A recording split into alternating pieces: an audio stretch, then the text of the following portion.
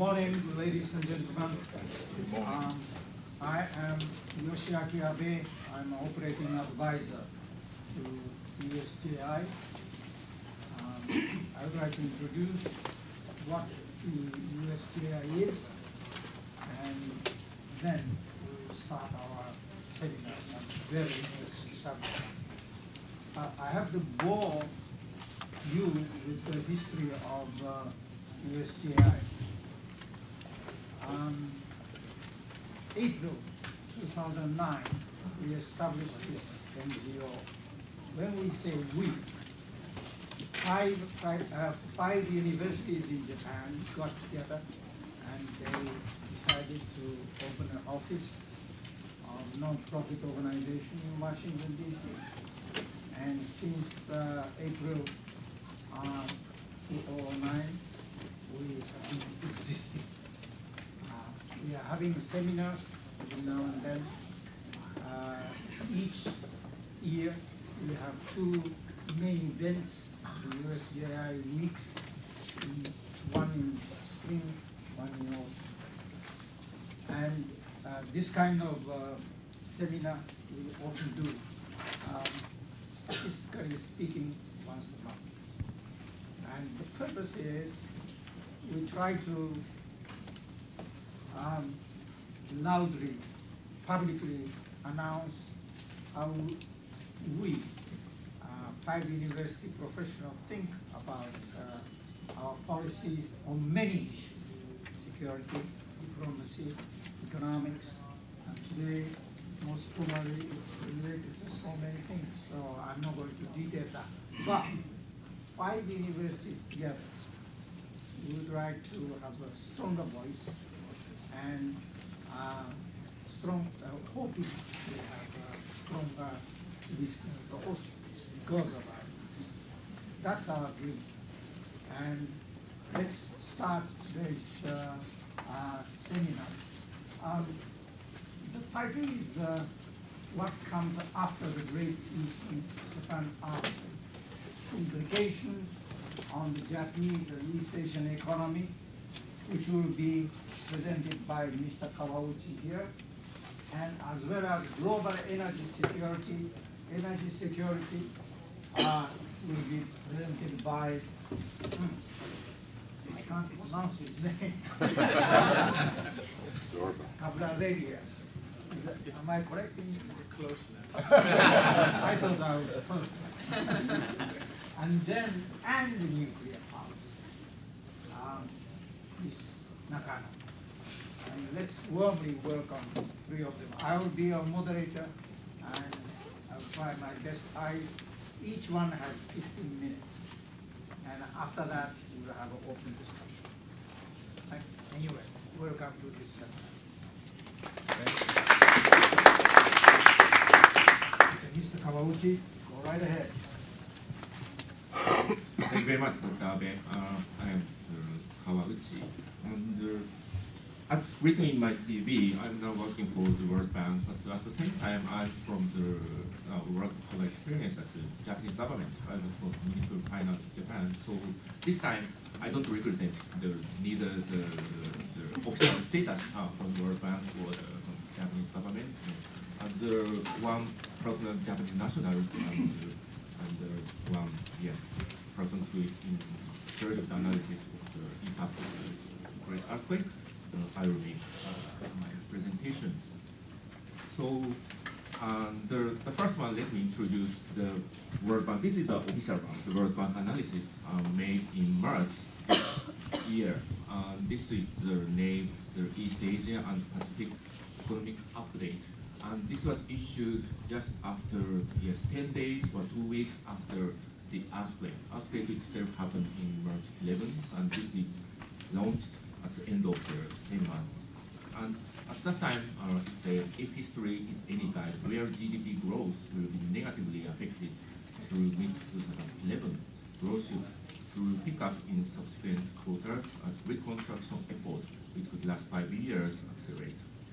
While it is too early to estimate accurately, the cost of the damage is likely to be greater than the damage caused by the Kobe earthquake in 1995.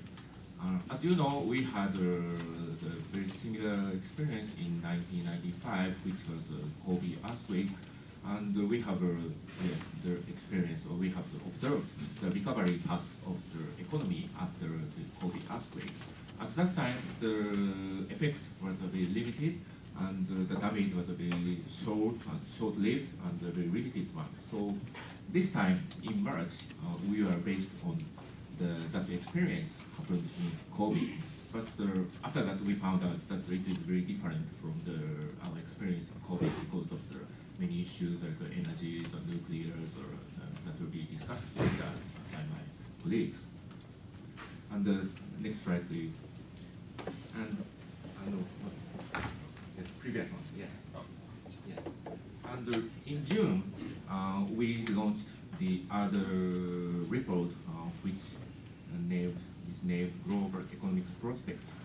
And at that time, the World Bank is pointing out the 3 countries and regions as some kind of the risk in the global economy. In the second pillar, which is Japan and the Middle East and North Africa, and one more, slightly they are mentioned about Europe. But anyway, at that time, Japan was named as one of some kind of risk in the global economy.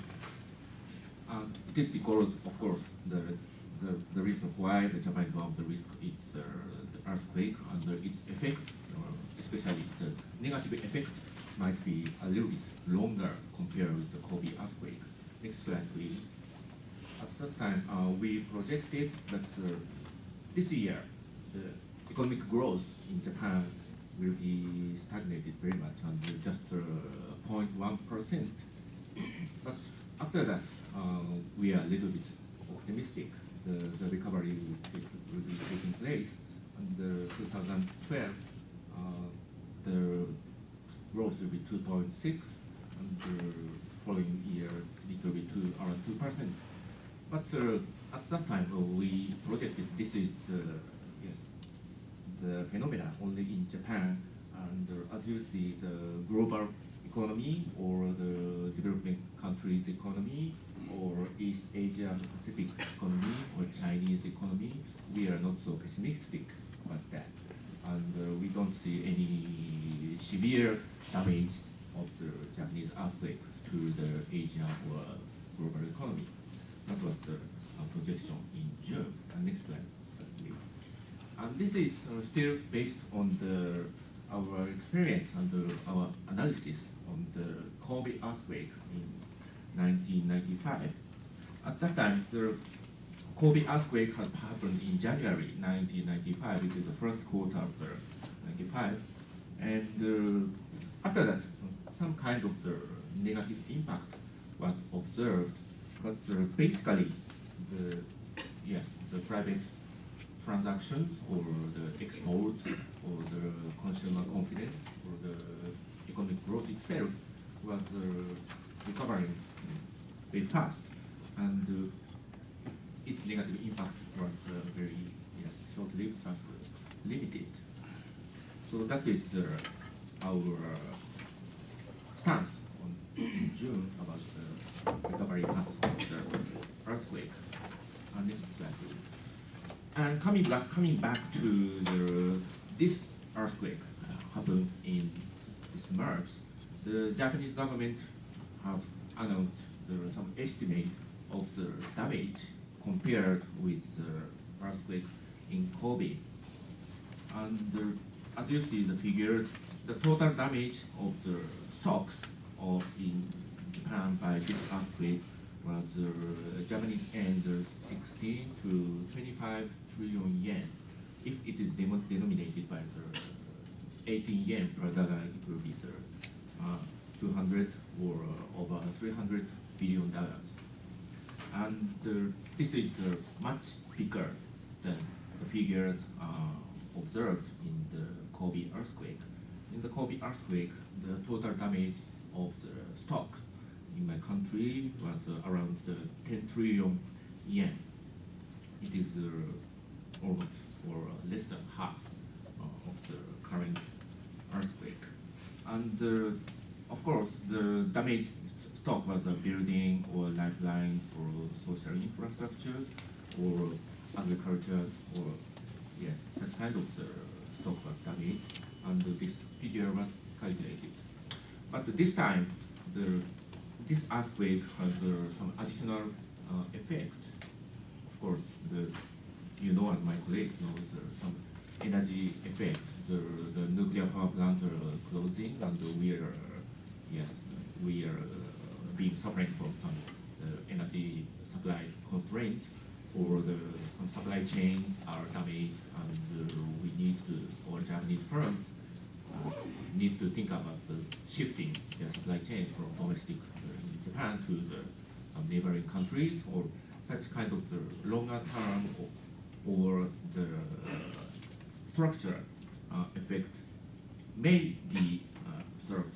So far, I don't know how such kind of the longer term effect will be clear, but we need to keep in mind such kind of the effect.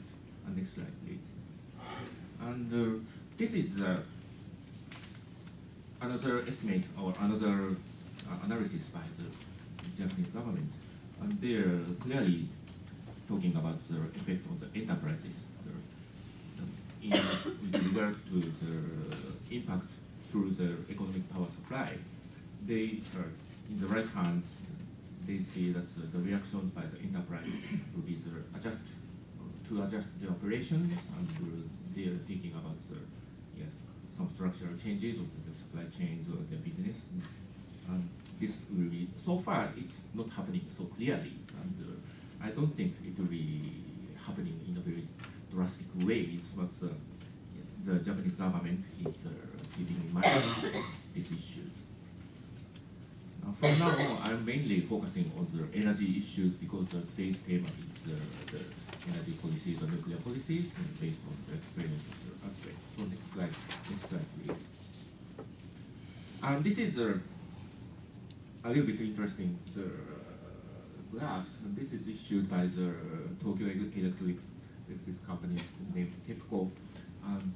This is a graph of the actual demand and supply of the electricity just after the earthquake. The blue line is the blue one is the last year's demand in the daytime in April 1st. In the daytime around noon or 2 p.m., 3 p.m. it is very high. And this year, as you know, many of the nuclear plants were suspended or closed, and so the power supply was declined. And the bar is actual demand this year, and this means that the Japanese nationals has contracted or shrinked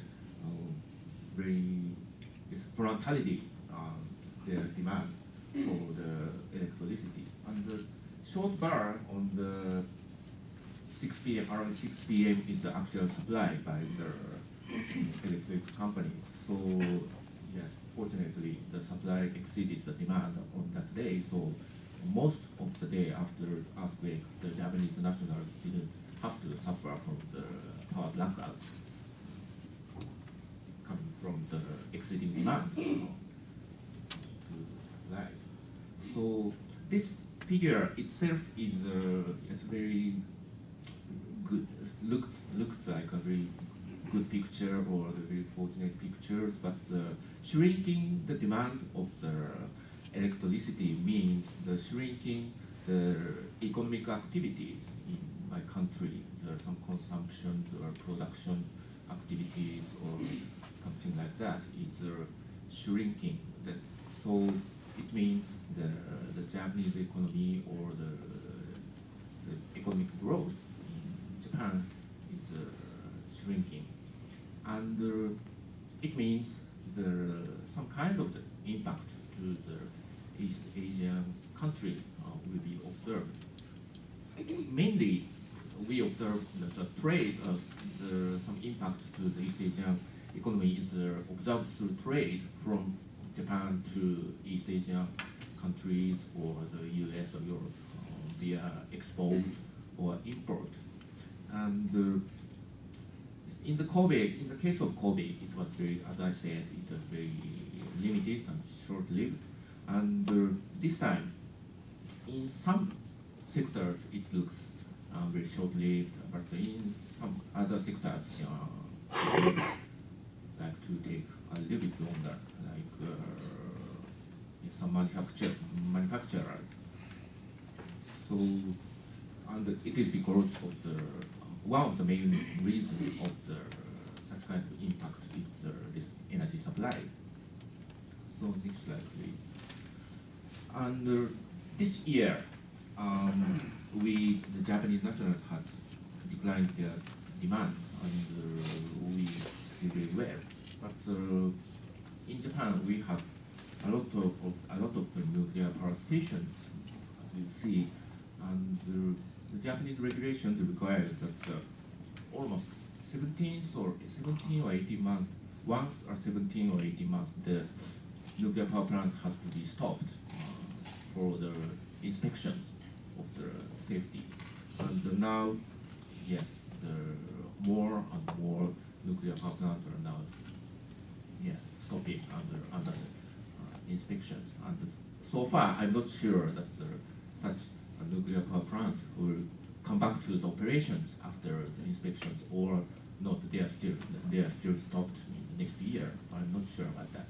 But if all of the nuclear power plant or almost all of the nuclear power plant will be stopped next year, especially in next summer, maybe we have to be ready to some other operations to deal with limited energy supplies.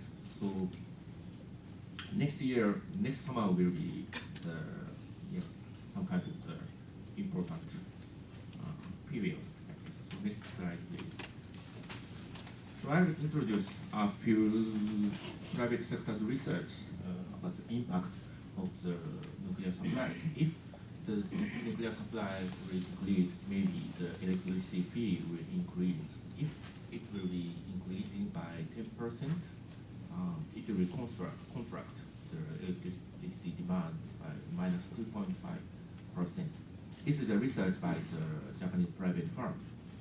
And the industrial production will be contracted by minus 2.4%, and the GDP growth will be negatively affected by minus 0.7%. Next slide, please. So I will introduce the other research by the other private firm.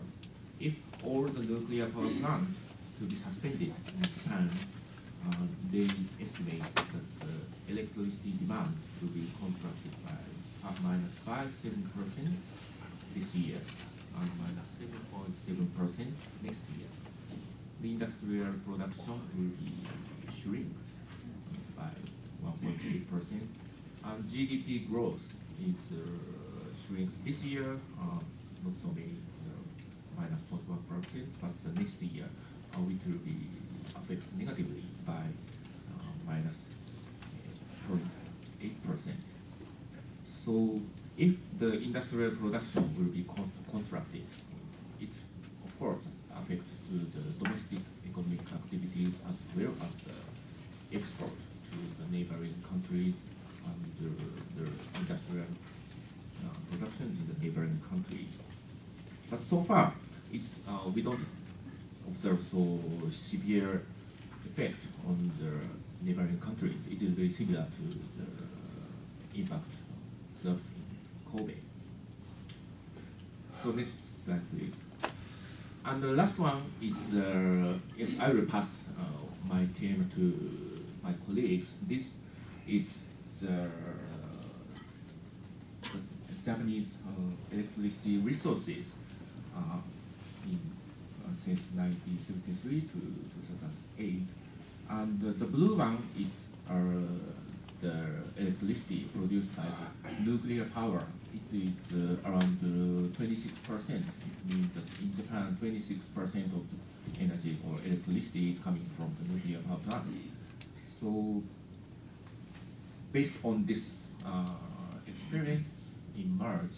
Now in the Japanese government, they are under the discussion how the future energy policies or nuclear policy should be, how we are moving forward in the long run. So, but now the weight of the nuclear is not so small. So we have to think about the impact of the if we are taking place some policy change in my country, we need to think about the impact very carefully. So I will finish my presentation. I will pass the microphone to my colleagues. Thank you.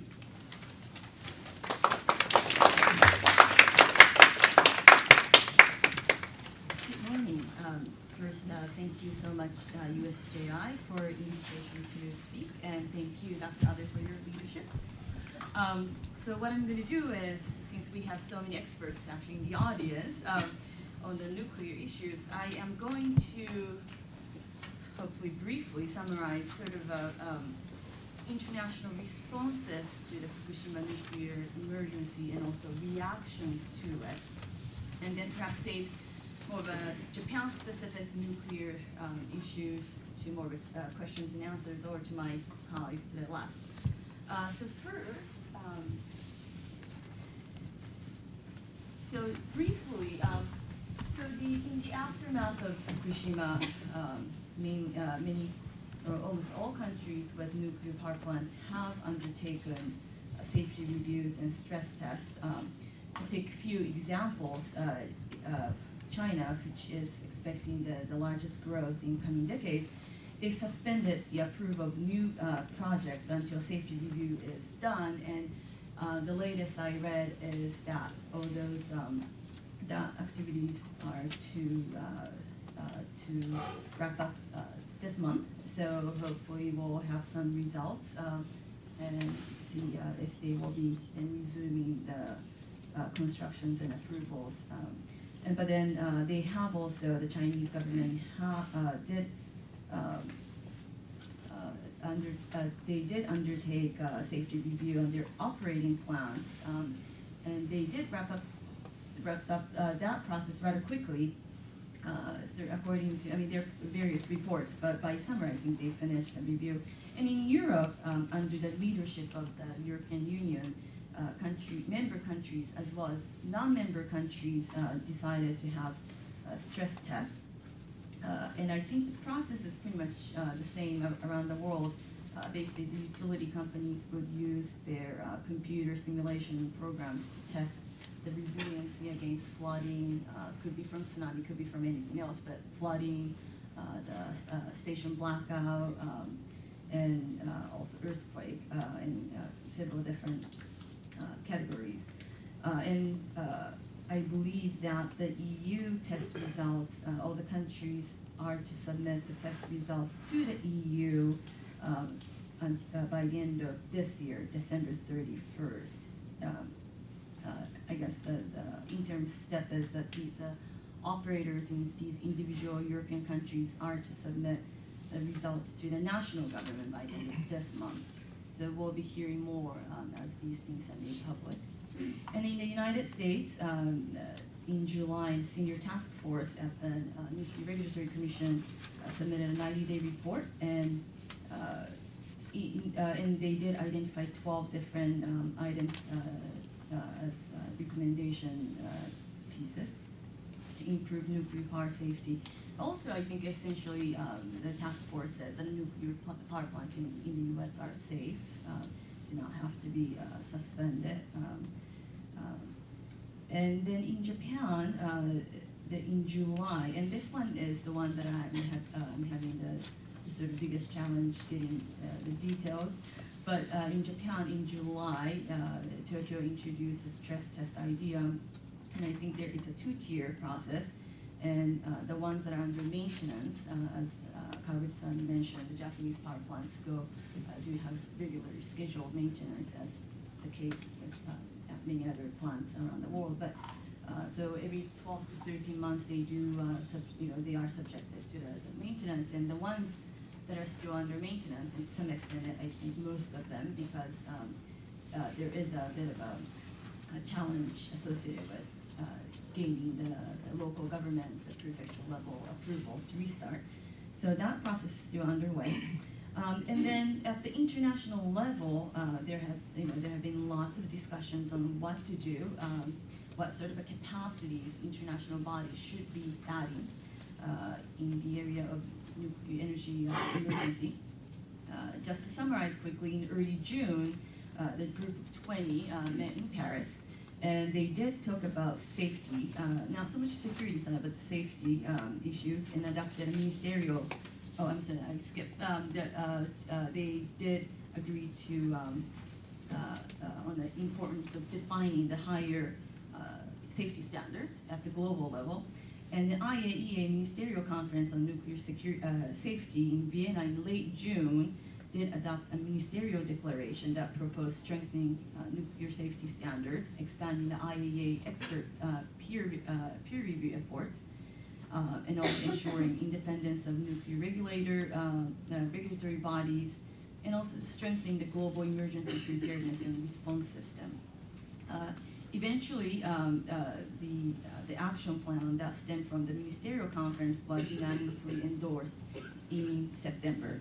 It does have a 12-point plan with a voluntary reactor safety review, and there are lots of reports on how sort of how the member countries reacted to these issues, whether it should be voluntary, how the peer review should be conducted, etc. To some extent, I view this as more of a sort of still work in progress as we learn a lot more from Fukushima. There's still room for improvement.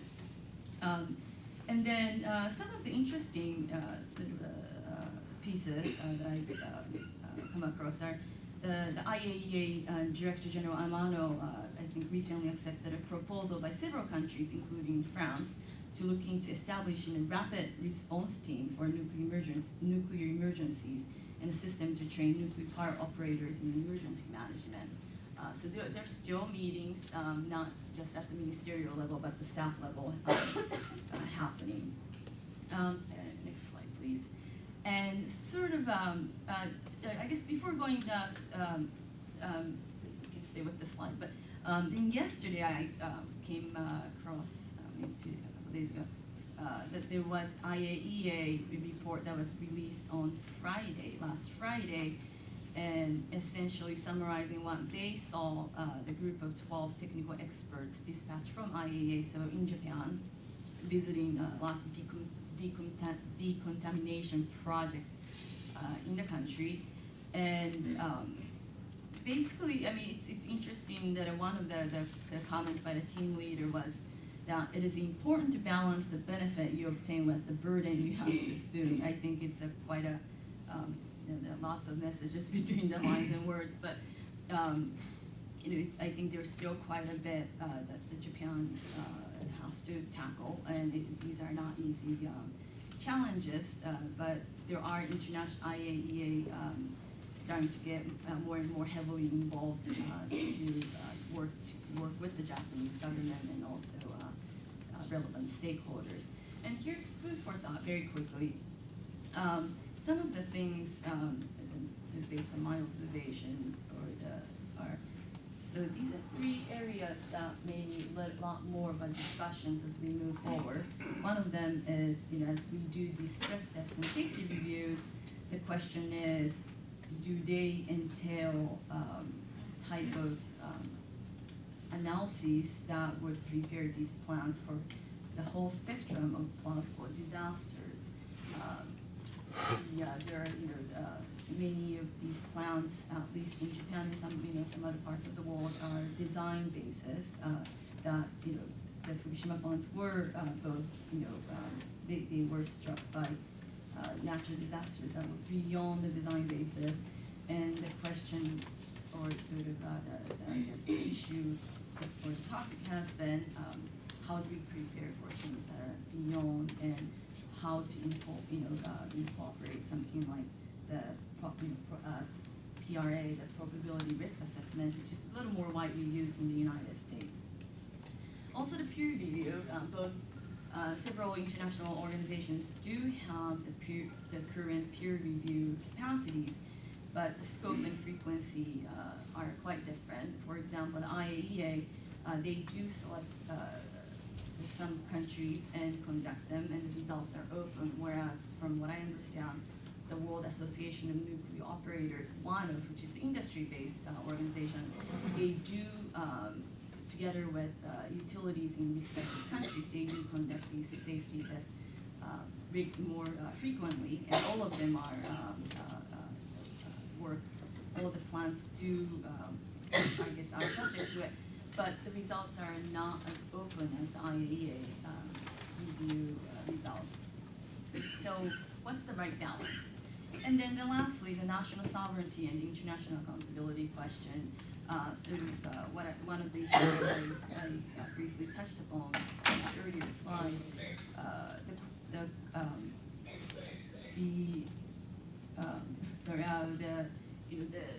ultimately many countries, reportedly the U.S., China, and India, were a lot more comfortable with making sure that the national regulatory body is the ultimate body to have the inspections and the final say on these issues, whereas countries, mainly in Europe, and some of them without any nuclear power plants on their soil, are more interested in stricter mandatory peer reviews and such that may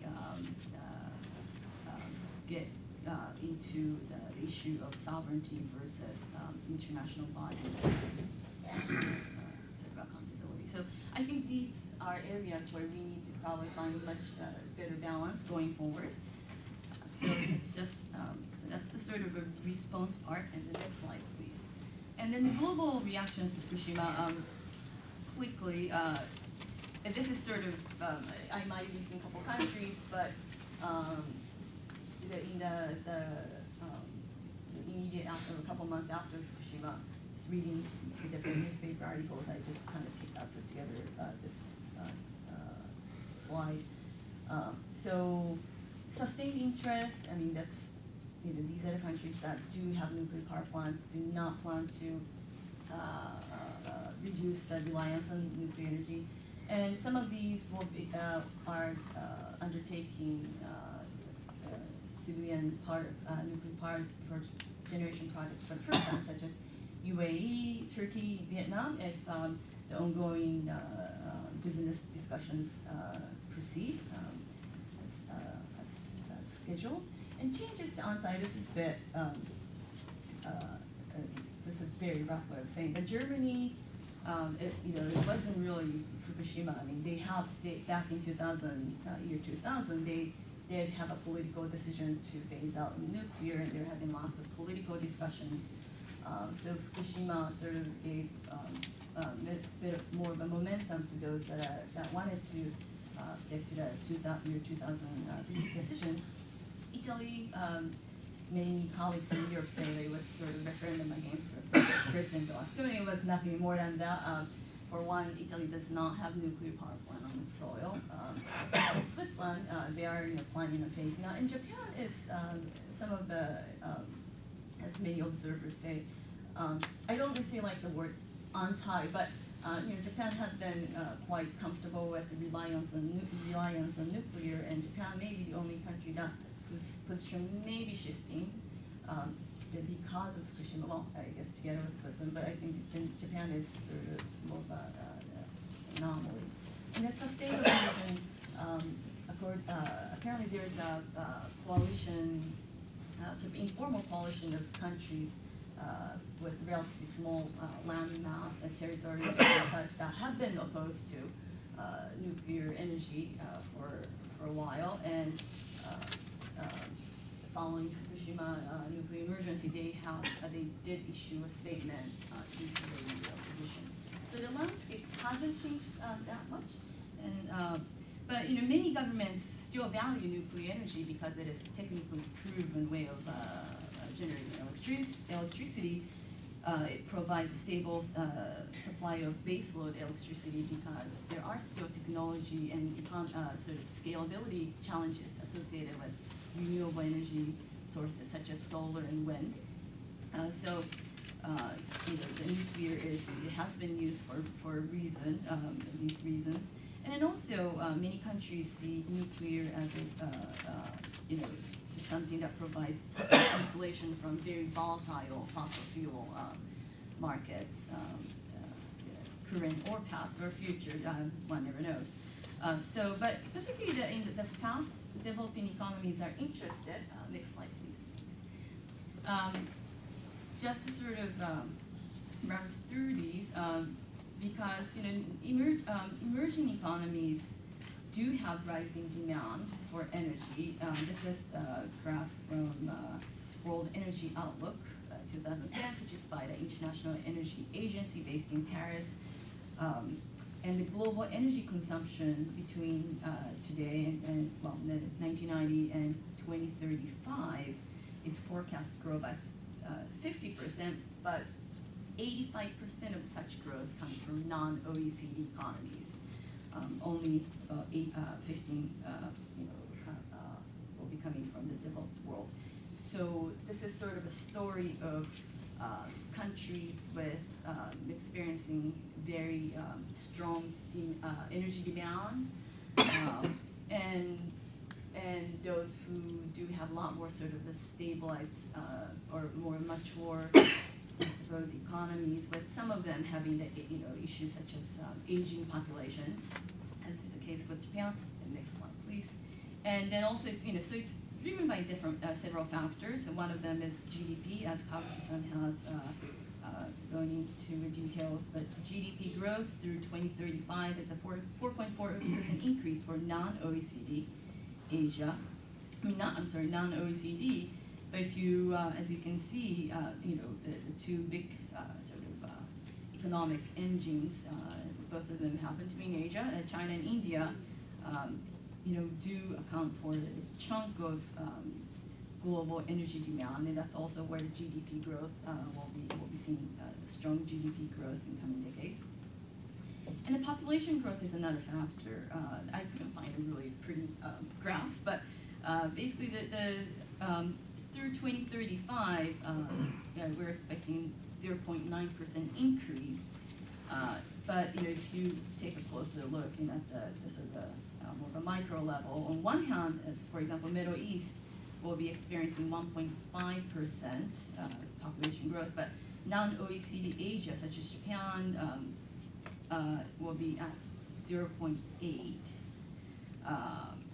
And I'm sorry, so the Middle East, but of course it's a bit hard because some of these countries, governments do have one-child policy, so it really skews the picture a bit. But for example, Japan will be experiencing minus 0.3% population growth.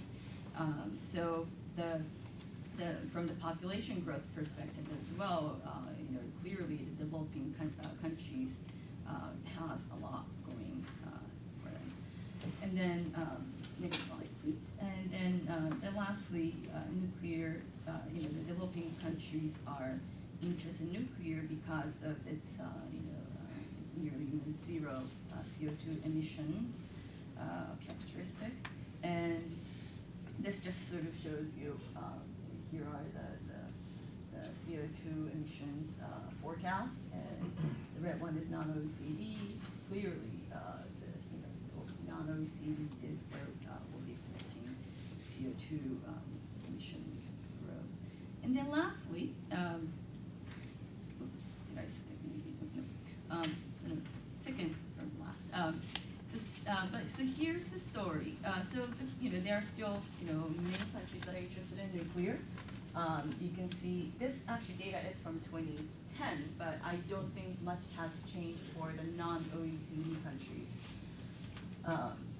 China, Russia, India, and of course Eastern Europe also has not as aggressive yet still a sustained interest. I think Lithuania recently decided to further their negotiations with the Hitachi GE group to talk about their nuclear power plant projects going forward.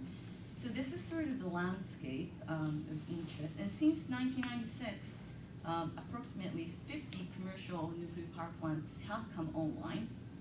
That's about 4 units per year around the world. Of course, in the U.S., the picture is a bit different, but so there has been sustained interest, and there will most likely be sustained interest, but more in a different part of, or parts of the world where we've seen growth in the past couple of decades, such as OECD, Asia, and Europe, Western Europe.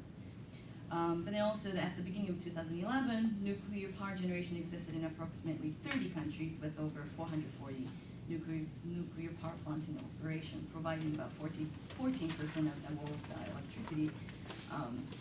So it's, so that's sort of picture. And then lastly, I just like this graph.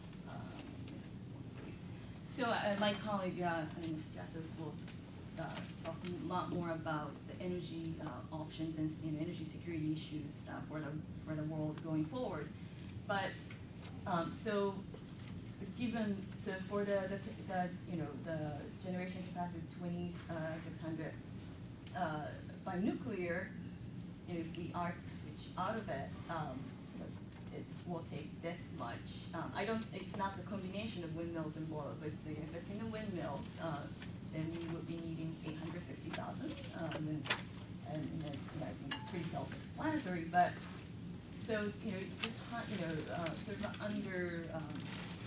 it sort of underscores various drivers behind continued nuclear energy usage, and perhaps introduction in countries that will be completely new to the scene in coming decades.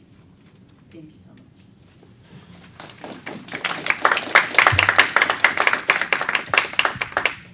You'll allow me to get up because I think I'm on your way to look at the screen. First of all, thank you very much for USJI. The previous speakers spoke about the impact of the earthquake on the region, in Japan specifically, and the region, and also on nuclear technology. I will try to give you my perspective on the energy options in general, globally. This is a summary of what my take is on the landscape. I think nuclear technology will continue to be used and pursued by the countries that they have a strategic interest to use nuclear technology. But the world was hoping to use nuclear technology also as a climate change mitigation option. I think in that respect, nuclear had a serious setback. Coal will continue to be used in the developing world. In the developed world, I think gas is the king, at least for the first part of the 21st century. From the renewable technologies, I think the most promising is photovoltaic technology, even though now it's the most expensive one, and I will explain why. And I think we need to be optimistic that we're not at the end of the world in terms of energy consumption and serious problems, because there's a lot of room for energy efficiency. Next. This is a little bit busy slide, but I think it's an important one to understand what are the choices of decision makers and policy makers between these different options. The green line, the NGCC, and I apologize for the cryptic letters here, is gas. The red one is coal. This one is nuclear, which is flat, wind, and solar is out of the chart. If we focus for a minute in the region between 0 and 10, in the horizontal axis you have the cost of carbon dioxide. Right now, with the exception of Europe, the cost of carbon dioxide is close to 0. So let's focus in this area here. If the price of gas is $5 per million BTU, gas is the technology of choice. If it's 8, then coal is the technology of choice. I'm pointing this out because right now in the United States we have plenty of gas, and it's selling for less than $4 per million BTU. So in the United States, if a decision maker were to build a power plant, it would be gas. There are other reasons why he will build gas. It's easier to permit, and in many parts of the United States, deregulation has stopped, which means that if gas prices go up, which they will over time, then he can pass on the cost to the consumers, so there's no risk for the company. The market in other parts of the world is different. Gas is it's much closer to the $8 per million BTU. So the economic choice is coal. As you can see here, nuclear is not impacted by CO2 because it doesn't release CO2, but it's much higher, and it will take a market of CO2 at least $20–25 per ton to make nuclear less expensive than coal and gas. You can see wind up in the $100 per million BTU level, and solar at the $225 to $290 per million BTU. So to summarize, if the gas is cheap and it can be maintained at that price for the life of the power plant, which is usually 30 years, you go with gas. Coal right now is the cheapest fuel, and most of the developing countries are pursuing coal. Next. In terms of nuclear, in my opinion, nuclear is not an economic option. It's a strategic option, and it's better to face it that way. It's energy security that drives nuclear in most countries, and in the future, we were hoping that it would be an option that people use to control CO2, climate change pollutants. For example, China is very concerned about relying on oil that is coming from the Middle East, Straits of Hormuz and Straits of Malacca that are controlled by the US Navy, let's face it. And its whole economy depends on oil from the Middle East. So the 37 nuclear reactors that China is planning to build, you can guarantee that it will be built independently of what happened in Fukushima. The same thing happens with India. However, I think Fukushima was a wake-up call in terms of the safety of nuclear energy, and definitely it's going to have some impacts more on OECD countries. Actually, I shouldn't say more on OECD countries, because a lot of the countries, the smaller countries that are pursuing nuclear energy, probably will have some second thoughts, and there may be project delays or higher costs and so on. Next. As I said, in developing countries, coal is the technology of choice. However, everybody's concerned about pollution, and you have local pollution and global pollution. Global pollution is the climate change, greenhouse gas.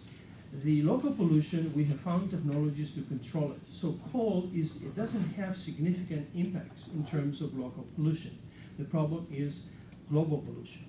If you compare coal with gas, gas emits half of the carbon dioxide emissions than coal does. So gas is being pursued also as an intermediate step to a carbon-free solution. And we'll see later on why the renewables and so on cannot satisfy the energy demands that we have by themselves. So if you have to choose from the three key technologies, which is nuclear, coal, and gas, gas is the least polluting, and if you find enough gas, if you have enough gas, as we have in the United States, this will be the fuel of choice. In the last few years, the reserves in the United States have doubled and tripled, mainly because of horizontal drilling and fracking. And gas, there's oversupply of gas, and prices have stayed at very, very low levels. Other countries such as China, Poland, and Ukraine think that they have similar reserves of gas, and they started using the same technologies. We don't have specific numbers in terms of the potential reserves, but it's a very optimistic picture. So we feel that local production in these countries and other countries will increase. I mentioned here that natural gas are the most efficient plants, and they release the least amount of carbon, CO2. The problem with gas, I mean, there is plenty of gas in the world, but the problem is that it's far from the consumption centers. And transportation of gas is the problem.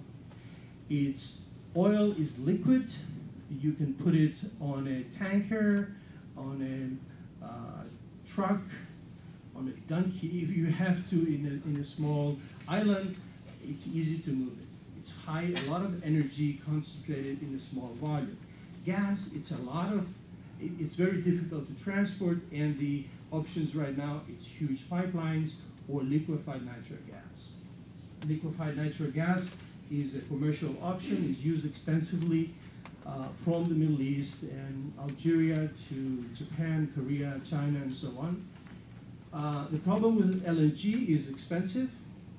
You waste a lot of energy in liquefying the gas. So what they're trying to do is, number one, to reduce the energy required to liquefy LNG, and also reduce the cost associated with transportation, because you need special vessels. In the future, I think we're going to see CNG, that's compressed natural gas, and gas to liquids. You can produce all the fuels that we use today, gasoline, diesel, kerosene, and so on, from natural gas. The technologies are there. They're producing it right now in Qatar, in Malaysia, and when you use natural gas, you have a fuel that has zero sulfur. So it's much cleaner fuel for the transportation sector. It's a little bit more expensive, but when you have oil prices in the $80 to $100 to $140 per barrel range, this is an economic option. Next. Wind. In 2 words, wind is necessary, but it's oversold, in my opinion. It has a low capacity factor. It means that wind doesn't blow 24 hours a day, 365 days a year. It blows 10 to 20, 30% of the time. And when it does blow, it's not a constant speed. We engineers look at the technical problem that wind is creating and are substantial and cannot be ignored. So you have a low capacity factor, it's very difficult to recover your investment. It's not predictable. Predictability in the power business is essential. It's very, very valuable.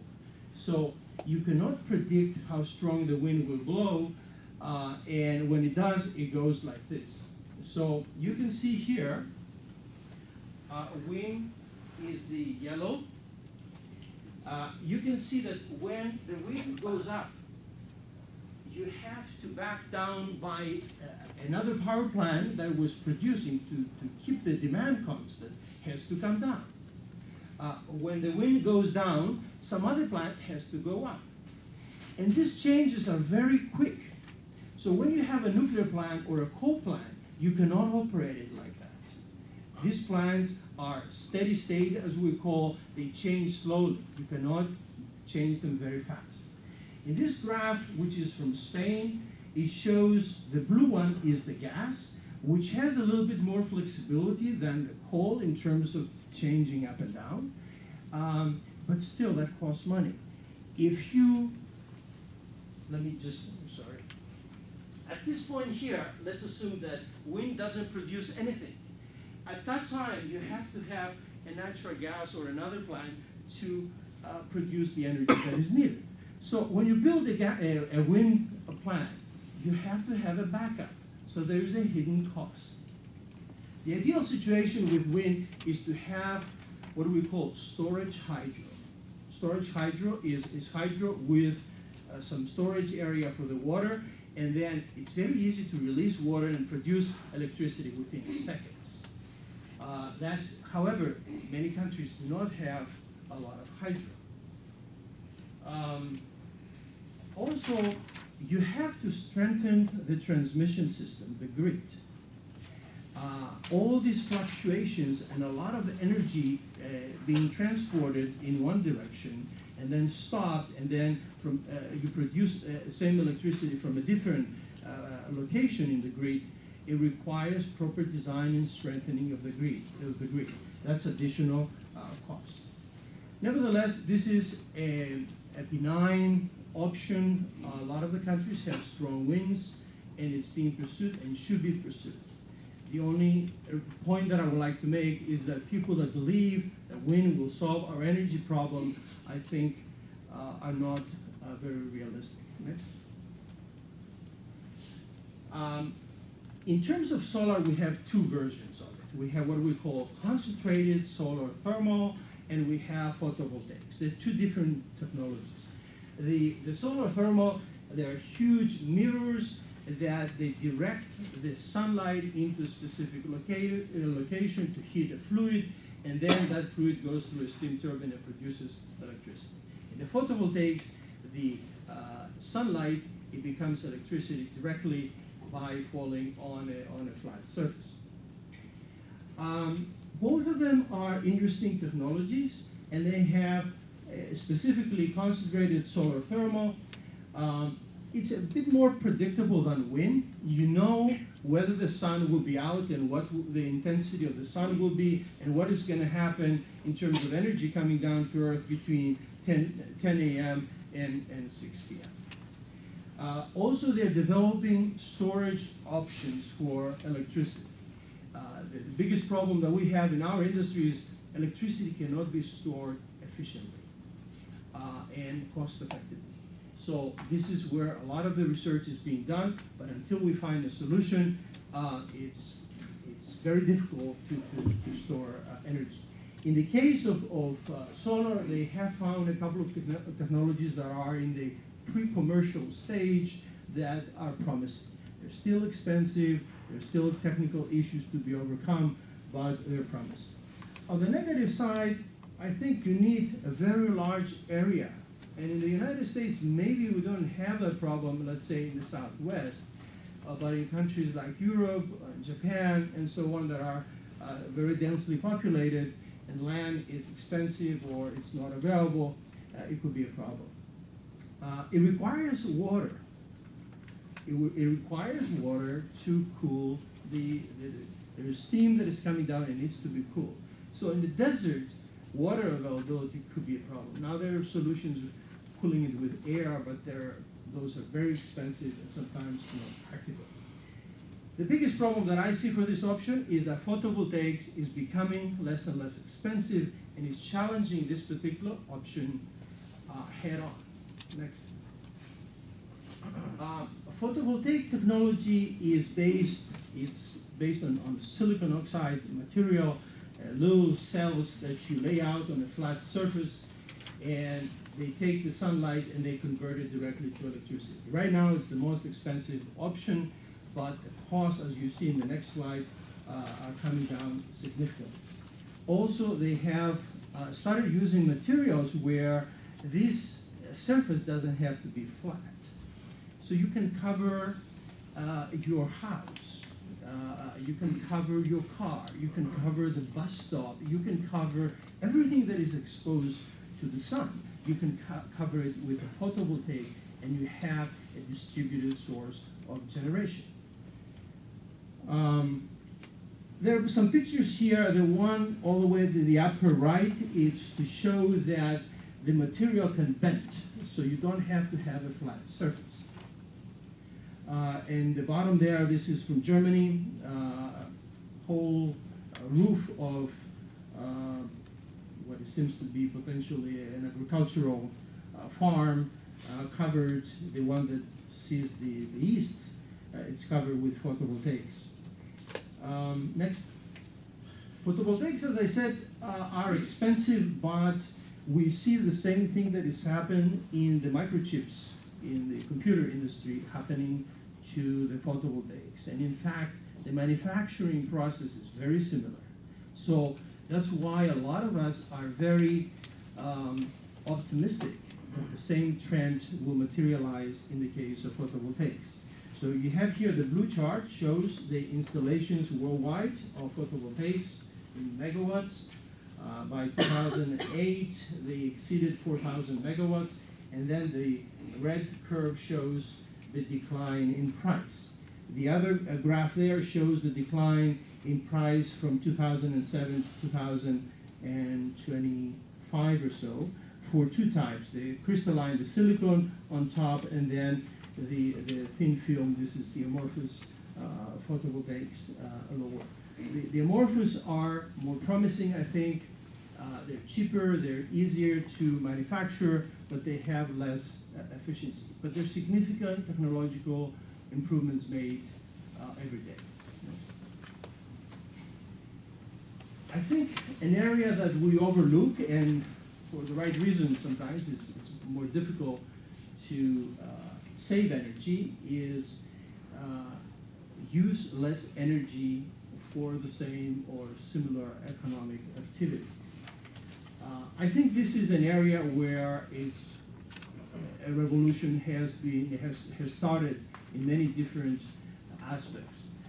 I'll just bring some examples here. Revitalization of the cities.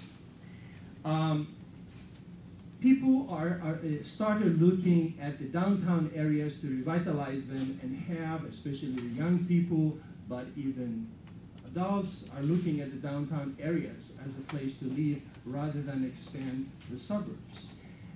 Further expansion of the suburbs makes no sense whatsoever. Not only from the economic point of view, but from the energy point of view, and also in terms of quality of life. By 2030, they're projecting that 3 out of the 5, I think it's wrong. 5 out of the 8 billion people in the world will live in cities. There are a lot of interesting initiatives, especially in Europe, around the world, architectural designs and initiatives to design the city in such a way that it's a better place to live and it uses less energy. There's an interesting exhibit funded by BMW at the Guggenheim Museum in New York that has this theme, and I think is going to travel around the world. There's some very interesting ideas there. Public transportation. I know in this country, public transportation is something that we're not very much in favor, but we're going to have to get used to it. And you're going to see in terms of the transportation sector using more electric cars, more compressed natural gas cars, and so on. Another example is energy management systems.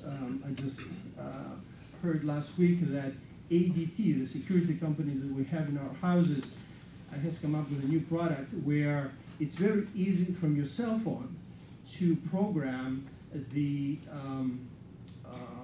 temperature in your house, when the washing machine will come on, when the air conditioning will come on, and so on and so forth. These are very easy things that will spread and will use a lot less energy. In the picture you see here a building, in effect. This is covered with grass, which reduces the amount of energy that is coming from the sun and goes through into the rooms, which the air conditioning needs to take out. This is, again, just an example. In general, we have moved more and more from mechanical systems to electrical systems to bioinformatics. I'll just give you an example. In 5 years, it will not be surprising if instead of me traveling to China to have meetings for 2 days with my colleagues there, my hologram is beamed into a room, and their hologram is beamed here. And I save so much energy. Why should I travel? This may sound a little bit futuristic, but I think we're going to see them in our lifetimes. And there are many, many other examples. So I want to leave you with a positive note next, that the choices are difficult. I think there's not a single choice, energy choice right now that will solve our problems. and most likely we need them all. That each country will strike the right balance for itself based on what is available in that country, what are its strategic objectives, and so on. But the area where I see most of the potential improvement is energy efficiency. Thank you.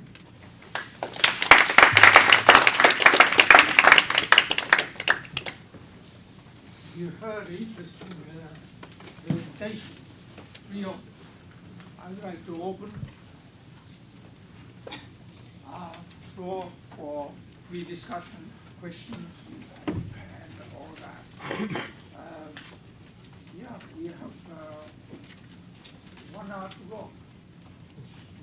20 minutes. I'm wrong. 25 minutes. Yes. 1, 2, Yeah. 3. Jay Fitzgerald, retired government, now private consultant. I was wondering about the questions of design basis for power plants and that. Whether they're looking at, maybe there's too long a period for licensing plants. And that, I think like Fukushima was maybe 40 years old. And there's a lot of plants like that in the US and other countries, I'm sure. Should they reduce that? I think Japan or France has a much shorter design period for that particular design, how effective it can be. Is there a need to speed up the whole process of approving and constructing and then dismantling and replacing nuclear power plants? That's a very important question. And I don't know that much about the French system, and I really should look into it a little more. But you know, as far as the U.S. system goes, some of the reasons or the challenges associated with issuing the license seem to be that. So it's sort of a chicken and egg question, but you know, whenever there are some design modifications, then of course NRC then needs to go back and then review, you know, and then so that prolongs. But then of course, you know, if the licensing, the due diligence process is long, then there might be some needed adjustments that need to be put forward by from the applicant side. So I'm not sure exactly which part in this whole sort of a height, if you will, you know, can be most efficiently without compromising the whole, you know, safety and all the due diligence, the key issues, and then still make it happen. Many, you know, I think until we see the new system really work, the combined, the COLA, that's a combined operation and license. Out with that. Anyway, goes forward, then it's you know, that's when until then it's a bit hard to see, but the process I think is quite expensive and could be probably shorter. But you know, as far as different pieces of it go, I'm not sure which ones are the specific ones right for greater efficiency, if you will. And then the Japanese system, I believe, well, so that's the new one, but then of course if it's, say, life extension, I think that's a bit different. For that one, you know, of course, each country has different system and different players, you know, so, but it's, you know, that one, I don't think it's as, from what I understand, it's not more efficient. But if that answers your question. Can I ask? Yes, sure, please, yeah. It seems that we have time, so we're trying to add a few comments. I agree with Jane. You have a two-part question. One has to do with the initial approval and the other one the life extension. The initial approval, at least in this country, is too long. Everybody recognizes that, and very often the regulations that we have, I don't think they improve much the efficiency. The regulations are needed, but there is there should be a way to streamline the approval process. They started pre-approving design, but even that has become very cumbersome and time-consuming.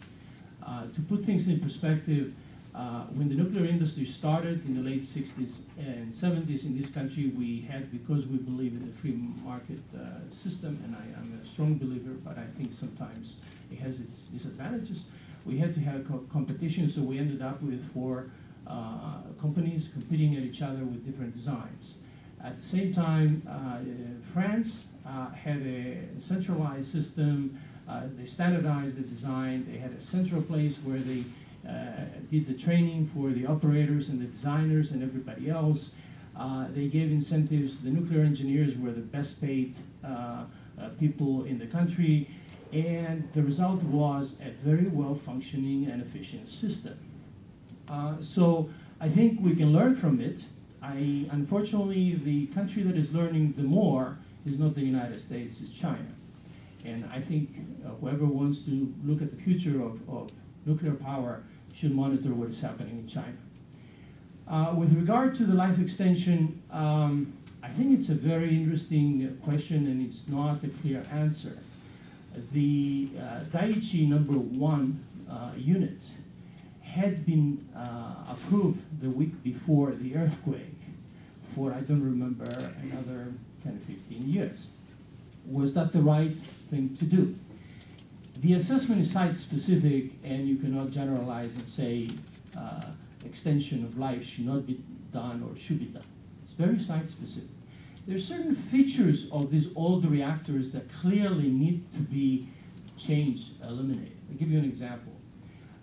When you don't have electricity at the site and in a nuclear plant, you need to keep the water circulating to cool down because the energy that is coming out of the nuclear fuel, it will last at least 5 years. It doesn't stop coming out. So you have to have water to cool it down continuously. If you don't have electricity at the site, you have to have some backup. The backup usually is diesel engines. In these old designs, the diesel engines were at ground level. Now, if you have a tsunami, the first thing that goes is the oil tank and the diesel engines. They cannot work. So you have to put them at a high elevation. Also, the nuclear rods that you take out of the nuclear containment, they used to put them right next to the nuclear reactor. So there are certain changes that in a life extension you have to make. But again, it's a very site-specific issue. And I think the United States, most of the reactors are reaching their expected life. You have an economic life in a power plant and you have a design life. The design life for this plant usually was 40 years. And most of these plants are reaching it, and a lot of them are getting an extension. Thank you. Just to quickly add, it's interesting that since about 2000, 70 plants in the U.S. have received 20-year life extension. So that's interesting. Yes, my name is Lauren Gilbert. I am currently with No Labels, and one thing that I noticed in the wake of the earthquake was that at least as damaging as the actual problems that occurred within the reactor was some of the incompetence that was at the top of the bureaucracy within TEPCO, and some people have suggested liberalization of Japanese electricity industry as a solution, or at least increase transparency within the company. Sadly, that doesn't seem to be happening. I was wondering if you guys could talk about perhaps what sorts of measures might be good to focus on initially. I would be glad to. You're right, this is the single most important issue that nuclear energy is facing. If you look at not only Fukushima, if you look at Chernobyl and the 3 Mile Island, the common issue is human factors. Errors that cause the problem and how the humans behave after the problem materializes.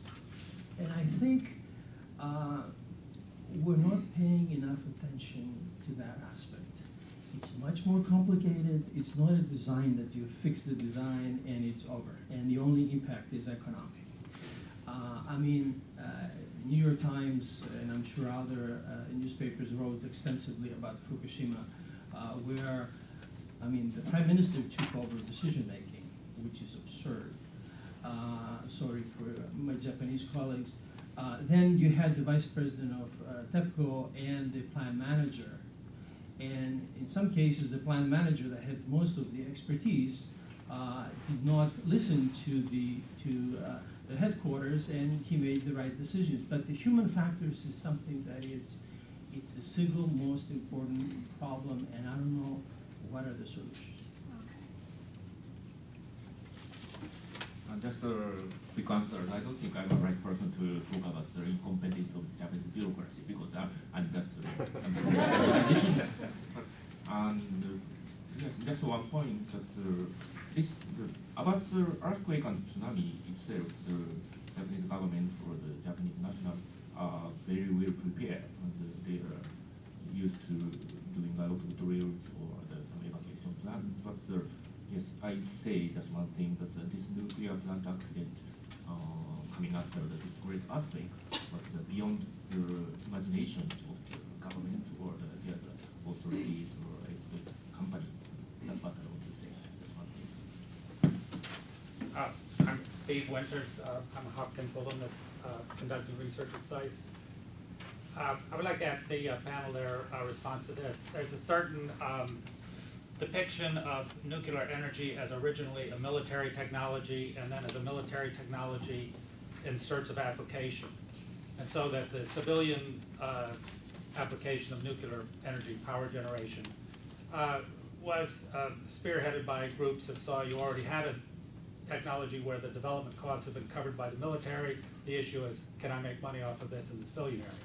Now, I think I can document that Admiral Rickover himself was utterly opposed to any civilian nuclear program, and that he stated privately that the whole east coast of the U.S. could likely be destroyed if these nuclear power plants that he used on his subs were used for civilian nuclear power. Okay. And then there's the question of corruption. For instance, the very head of both civilian and nuclear energy in China, of course, was convicted of corruption and disgraced, Mr. Kang Rixin, in 2009 on the basis of $1 million bribe from a European nuclear civilian energy company. Now, doesn't this seem to indicate that there's an extremely aggressive nuclear industry which is out for its own profits, which gets the governments to guarantee that they, as in the US, that they will cover the liability for nuclear accidents and not the companies, and so forth and so on. And it seems to me that that picture, mainly the push from the nuclear energy, was sadly lacking in the presentation of the panel. But maybe I'm just mistaken about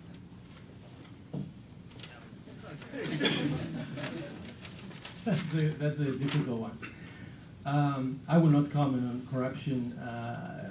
Number one, I'm not qualified. Number two, I think that corruption cuts across everything, and it could apply to coal plants and gas, and you can say the same thing about the oil industry and everything else. With regard to should we use nuclear or is it forced on us, I think, unfortunately, we don't have easy choices. If we want electricity, and in the United States we use a lot, we have to make a choice between a number of evil options. Coal is polluting. Gas, oil is we depend on Saudi Arabia and Venezuela and Russia. Gas, luckily we have some here, but I think we should use it for other purposes, not for electricity. We should use it for the transport sector. So if you want electricity, the other choice is nuclear. I think this is, as I said, a strategic option, and we as people and our governments need to decide whether they want to pursue it and try to minimize the cost and make it safe. The history of nuclear energy has proven, in spite of these three major accidents, that nuclear could be safe. So we can make it safe. The question is, do we want to bear the cost? Hi, my name is Isabel. I'm going to talk to them from Project 2049 Institute. And I was wondering if you could speak about the political ramifications of Fukushima in the Asia-Pacific region and nuclear power more specifically. There have been recent protests in Tokyo. There have been protests in southern India as well, in which local governments are playing an increasing role in challenging federal policies, national policies. I was wondering if you could speak on that. And also, just a second question, if you could speak on Japan's future energy policies. And there was in August, there was a renewable energy bill for feed-in tariffs, and I was wondering if you could speak about the progress on that, and if this is really, a true motive for renewable energy, or if it's just a ploy to placate public opposition to nuclear power in the short term. So I guess your last question first, or the second question. So yes, in August 28th, the Japanese Diet Parliament passed the legislation. I think the Japan's basic energy plan that was issued in June of 2010 already had a fairly proactive vision for the role that the renewable energy sources can play in 2030, I believe. And so the share was to increase, and I think so it's pretty consistent. I don't think it's necessarily just a reaction to. I think there was already some sort of momentum or the movement, and perhaps the Fukushima provided a little more of took these discussions on the priorities and what size in the pie these resources should occupy more into perhaps public arena. And that kind of relates to your the first question, but sticking to the second one. So it will go into effect in April of 2012, I believe. I mean, the new fiscal year. But all the details will be still are unknown, mainly because the Ministry of Economy, Trade and Industry will still have to work on the implementation plans and strategies and so forth. But a feed-in tariff, the movement, I think is it's not sort of it's not I think is aligned with the Japanese government vision, except that perhaps now with the share of nuclear in the whole pie being quite uncertain, perhaps it kind of sort of jump-started the discussions, or at least in the parliament, the legislative side. The political, I think it's interesting. I mean, I someone that believes that it's quite healthy for more people to talk about it.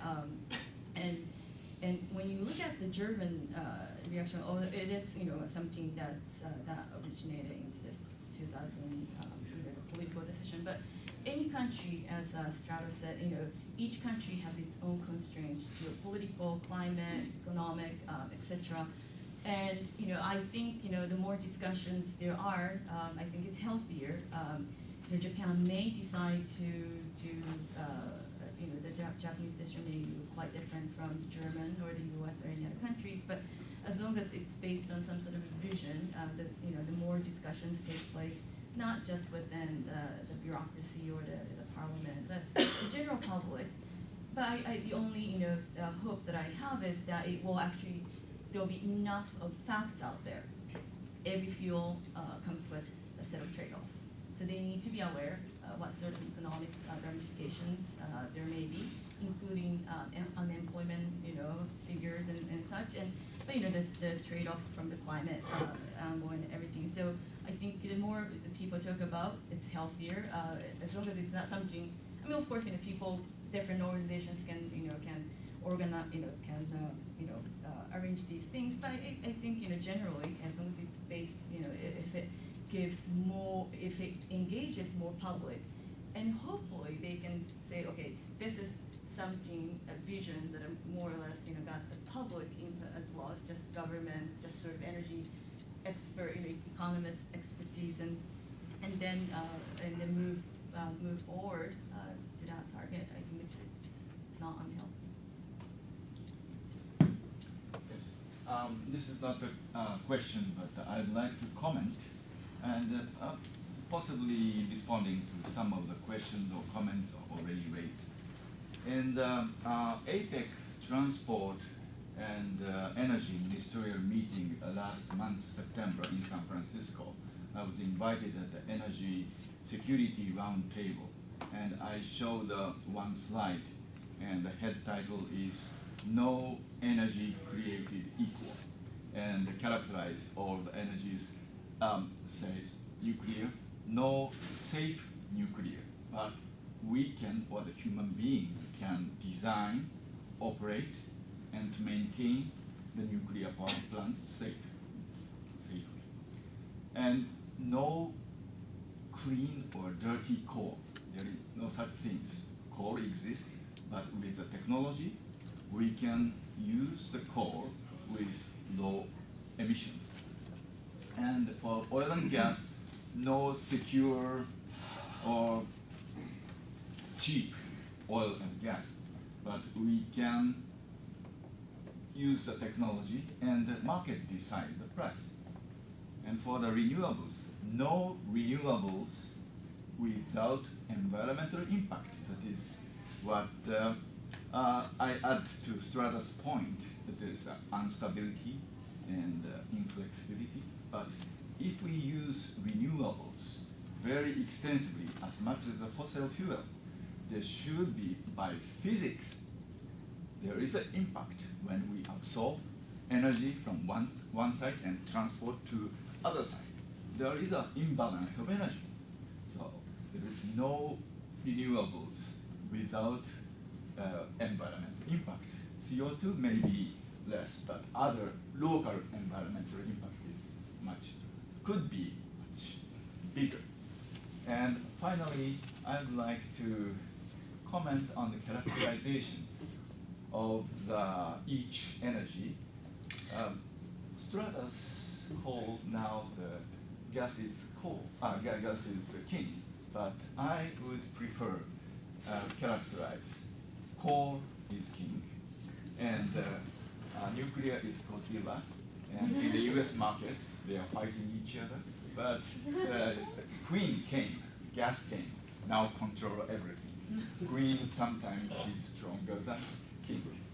And for the renewables and energy efficiency, as shown in the Stratas slide, the image is green.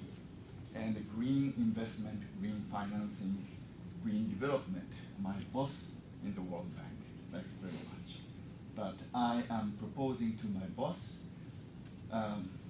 Sesame Street's Kermit Frog, green puppet, should be our mascot, because he is singing, "It's not easy to be green." Any comment?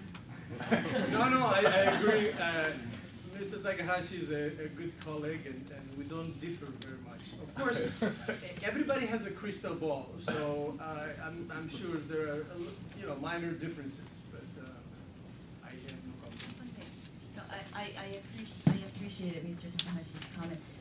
When I visited the National Renewable Energy Lab, one of the DOE national labs, which is in Colorado, it was really interesting, the rigor of the research and analyses that experts are conducting on the life cycle. You really have to look at the ecosystem, really changes, many patterns. So we really need to be sensitive to those issues, and there's no silver bullet. There could be food security if you rely on sugar canes or corn, and I think it's encouraging that there is more and more private sector money going into really the cutting edge, like algae, the cellulosic biofuel research and R&D. So hopefully that will be a part of a stable mix in the decades to come. Last question. Okay. Hello, Grace Rush from the East-West Center. And I was particularly struck with one of the slides from Kawauchi's presentation that showed the reduction in energy use on the 1st of April. And I think that the Japanese people need to be commended for the basically how much they're able to reduce energy use through the Setsuden movement. But I'm wondering how sustainable do you suppose in this panel the movement will be into the winter when they need to concern themselves with paying for heat? Or if they'll see this sort of fervor going into next year as it gets a little long in the tooth after 12 months of reducing energy consumption. So do you think we'll see the same level of energy reduction into the next year and beyond, now that the reconstruction gets underway and it's less fresh in everyone's minds? Thank you very much for the very interesting question. I was also shocked by the Japanese people's the diligence for the safe restraining the attitude about the reduction of energy use. I have a few comments. As I said, the reduction of the energy use means that the declining of the private consumptions or some economic activity. And in my country, in Japan, we have, of course, the GDP, so the 60% of our GDP is a private consumption. So if they decline or if they shrink, the private consumption will drastically, based on the energy restraint, maybe our economic growth or our economic activities will be affected very much. The 60% is a very, big figure. And my understanding is that the high season of the consumption of energy is summer rather than winter.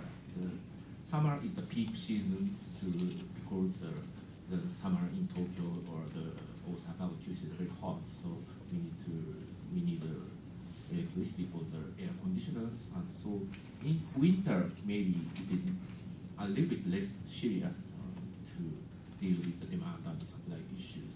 And about the next year, as I said, now the most of the nuclear power plant is under the closure. And we are not sure about whether they will be reopened before the next year, the summer. So if all of them are closed in the next summer, maybe the supply of the electricity will be a little bit severe compared with this year. But I think that yes, the Japanese national will try to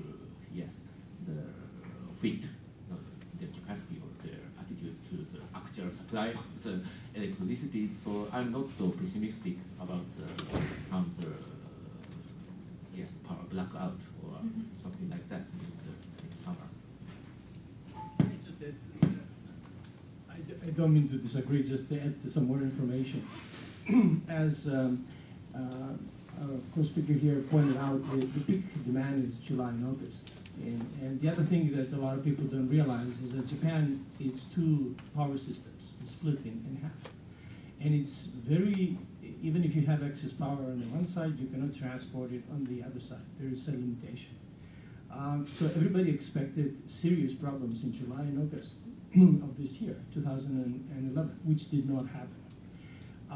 And they did not happen, I don't know if I pronounce it right, excuse me, Japanese, I think it's a program they call Setsuden, that it was used in Japan, and this means curtailing of energy both in the industrial sector and in the households.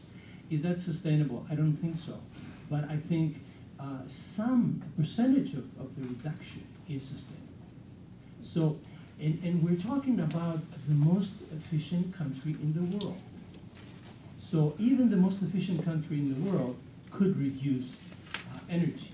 You can imagine what happens here. If I may add just a very quick question, it's a very important question. I was very impressed. I mean, the Japanese public efforts to conserve energy was just impressive, laudable, all that stuff. But I don't know if it's really needs to be sustainable. I mean, conservation is different from efficiency.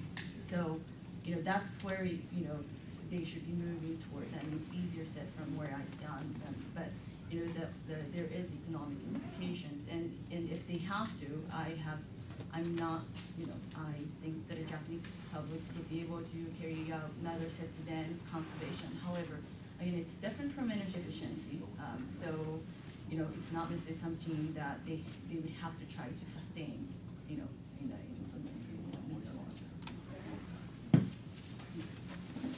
I think time has come. I would like to close this session, and of course, I thank you for your participation, and let's give them